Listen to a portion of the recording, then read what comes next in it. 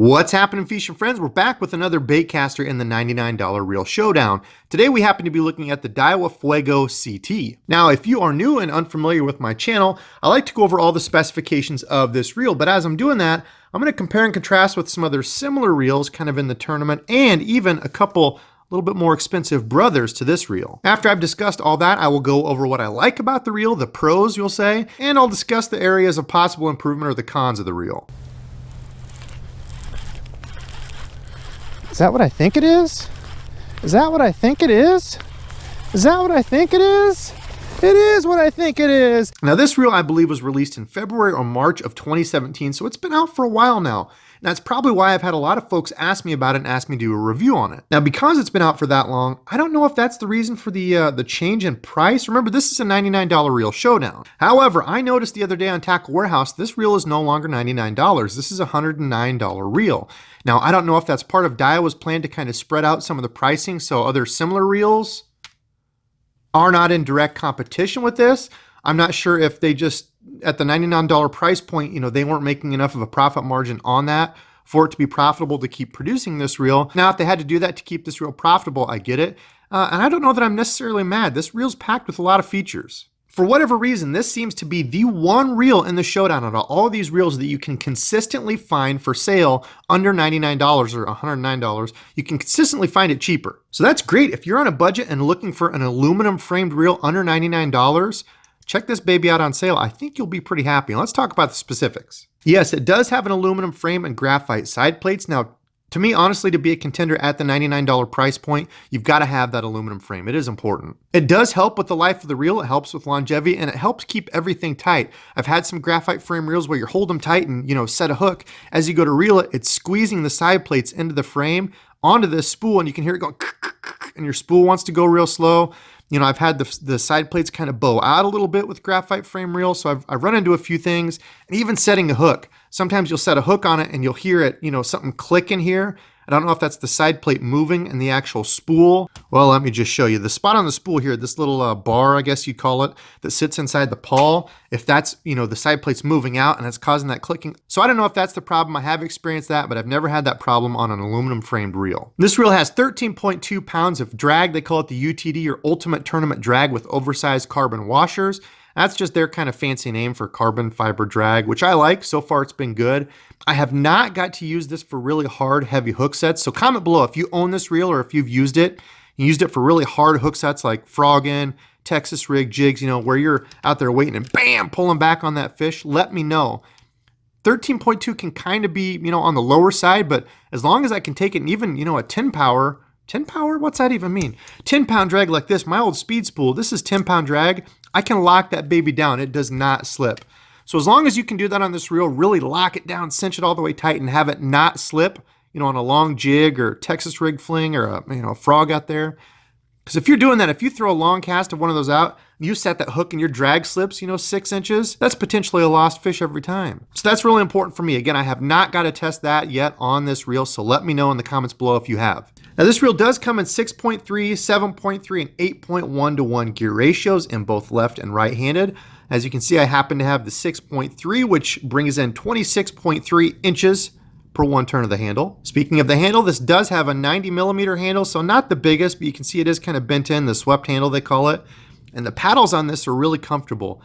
I don't usually like the real flat ones like this, but this material is really grippy. You can see there, my thumb grabs on, as opposed to something like my speed spool. It's pretty slick, and I have noticed that makes a difference. I used to always, before I wore a GoPro, I would set the hook straight back. After wearing a GoPro though, you smash your GoPro. So I've kind of modified to this 45 degree, and sometimes my fingers will slip off. Even though this has been my tried and true frogging reel, my fingers do kind of slip a little bit. So I like the rubbery stickiness of this. Your thumb really grabs on, so I like the paddles. It's got a 5+1 bearing system, and it feels pretty smooth. The reel, I noticed, can you hear that? I noticed it does have kind of a metally sound, and I don't know if that's the pawl rubbing on the worm gear in there. I mean, it's all grease. This is factory. I haven't cleaned it yet. I've only used it for about a month. But as you can see in there, I mean, everything's greased and lubed. So I don't know, it just tends to have a little bit more of a metally sound. You compare it to the SLX. That's just got more of the whine, the, you know, the centrifugal brakes on it, or compare it to like the speed spool. Now this hasn't been cleaned for over a year, but you know, just more of that kind of geary sound. So I don't know, it doesn't affect it. It's still a very smooth reel, very comfortable to fish all day, but I did notice it's got more of kind of a metally sound to it. So that might just be an echo in the frame. I don't know, but sounds a little different. Now this reel weighs 7.6 ounces and it does have a bigger frame. When you compare that to, let's just first take a look at the SLX. This seems to be the smallest one. Hold those two next to each other and you can see that the Fuego is a taller reel. Look at them compared this way side by side and you can see the Fuego is a longer reel too. So it's got more of a kind of a rectangle boxy shape on it. When I bring my finger up here, I palm my reel like this. My finger sits pretty straight, you know, compared to like even the speed spool. The speed spool wraps around. I can pretty much touch my index and thumb together on this reel. The Fuego, I cannot do that. You can see there's a big gap in there. So it definitely does have a little bit bigger frame, and that can be good or bad. If you've got really small hands, you might want to opt for, you know, something like the speed spool or the SLX.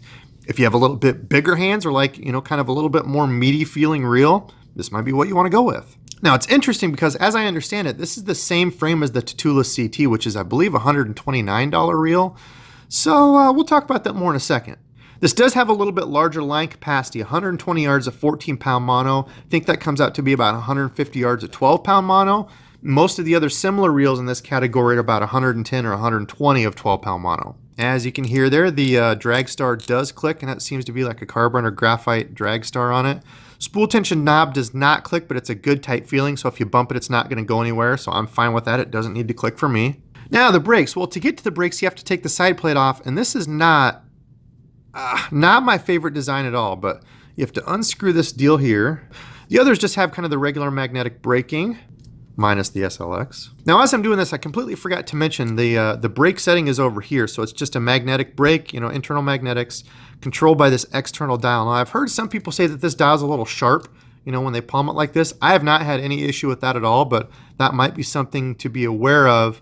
You might want to hold it in the store or something to see if that's going to rub, but I've not had any issues with it so far. So you pop this off and you can see the old MagForce Z brakes. Now these brakes come highly regarded among a lot of Daiwa fans because these are the same brakes that you're going to find in a lot of their more expensive reels. So you can see here, I'll take this out just to show you. The MagForce Z brakes are a little bit different because it has this, an inductor cup that moves in and out. So as this spool is spinning really fast, this cup pushes out.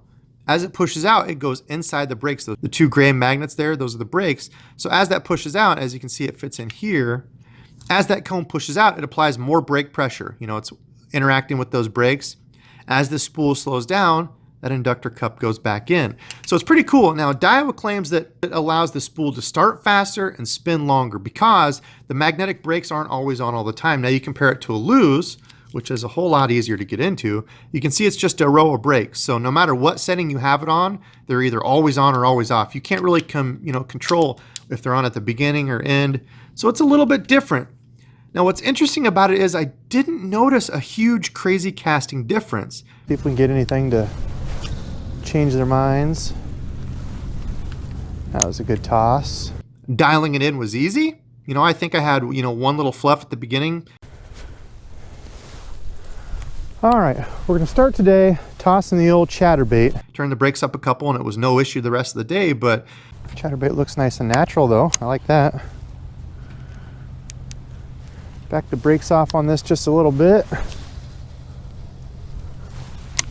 I didn't notice a huge crazy change in casting distance, so I don't know, maybe that's just me. I didn't do it with a whole bunch of different baits, but so let's get this baby put back together and I will let you know what I think of it.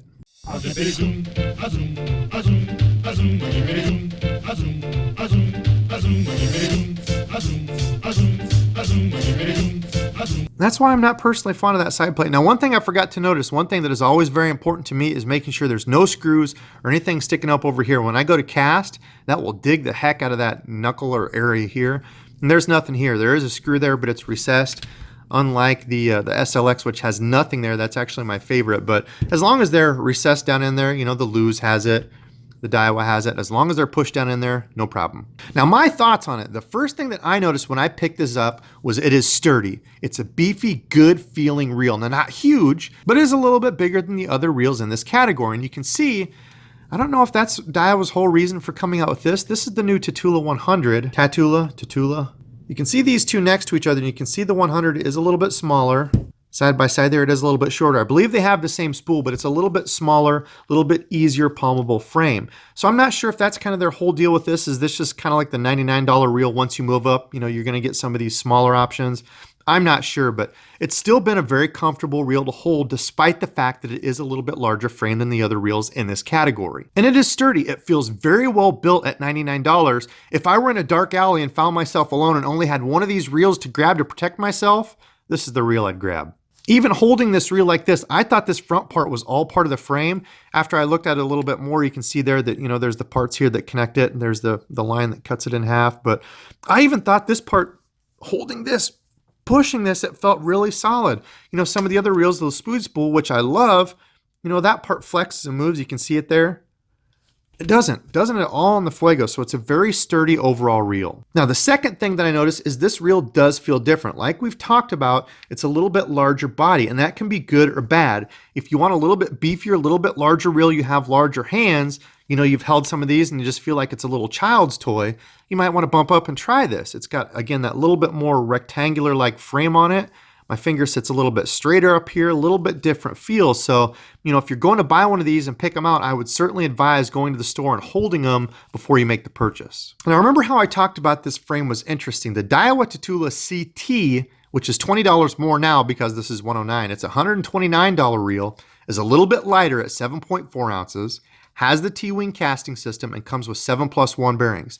Otherwise, everything else is the same. Everything on that higher priced reel is the exact same you're getting here. Drag, the MagForce Z brakes, everything, frame, feel, all that. So they've packed quite a bit into a $99 or $109, whatever it is, dollar reel, and I'm pretty impressed with it. Now, one of the things that I noticed that's kind of in between the 13.2 pounds of drag, I know a lot of people say 13 pounds, that's way more than enough than you need for bass fishing. Come on, dude, who are you kidding? Well, on a lot of my baits, besides the crankbaits or other moving baits, I don't use drag. I take my drag and crank it all the way up till it's tight that I can't move it. Anything for a Texas rig, jig, frog. I don't want drag slipping out. I'm gonna fight the fish with my rod. Usually I'm flipping into a bunch of heavy cover stuff. I don't want that fish to pull drag and take me into something and get me caught up. It's happened too many times. So I keep that drag cinched all the way down. If I need to, I can always pull, pop my thumb if it's pulling real hard at the boat. I can let it out that way and click it. But otherwise, I don't want any line slipping on a hard hook set. So again, I have not got to test that on here. So if you have, please comment below and let the other fishing friends know.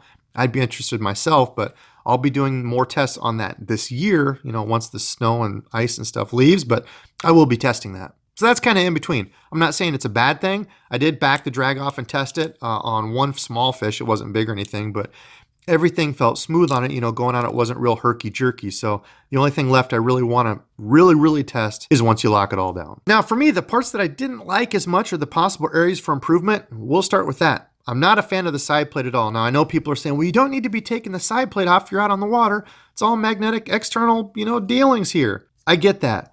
But if I'm, out there and something happens, I need to take this apart real quick or, whatever it is, even just working on it, it's kind of a pain. I keep it kind of loose so I can just do it with my thumb. I don't want to have to be, checking this all the time or it popping out and having to be farting around with it. I'd rather honestly just have something like this. But if I need to get in it, boom, you're opened up and in, close it, you're done. Same thing with the SLX. You pop this little guy open. Of course, it's got the gull wing, push it down, done. So both those, you're in and out. With this, you're unscrewing and screwing. I don't know. Just not my favorite. The second thing was casting distance. I hadn't actually got to use any of the MagForce Z brakes yet, so I was a little underwhelmed. Casting distance on this seemed to be pretty average with, some of the others, excluding the SLX. This seems to be the best caster so far that I've tested out of this kind of group, moving that guy out of there. But out of the SLX, Luz, the other Daiwa, this seems to be the winner so far. But I mean, it casts really well. It's not like it's underwhelming or anything like that. It casts well. It was really easy to dial in. So like I said, I think I made one adjustment on the brakes. I think I had them on 14, if I recall right, or 12, something like that. There was a little bit of wind, but I just clicked it a couple and I didn't have issues the rest of the day. So those are my final thoughts on this reel. Honestly, I think this may be the best buy out of this group because you can so easily get this reel under price. You can very easily get this reel under $99. And I know for a lot of folks on a budget, that's important, but you might not want to be getting, a $20, $30 reel. If you can get essentially a $100 reel for, I think I got this one for $59. If you can get a reel like this for $59, it's a no-brainer. A reel that is nearly in every aspect the same as a $130 Tatula CT, very sturdy, a little bit bigger in hand, but still feels good, still smooth, has a little bit different sound to it, but still smooth. Find this baby on sale, and I think it's kind of a no-brainer. So let me know. Let me know what you think. Comment below and let me know what you would like to talk about next. Which reel? It might be the Speed Spool. If there's other ones you want to see, comment below and let me know. I appreciate your opinion. That's it. It is late. I got to get going to bed. So of course, until next time.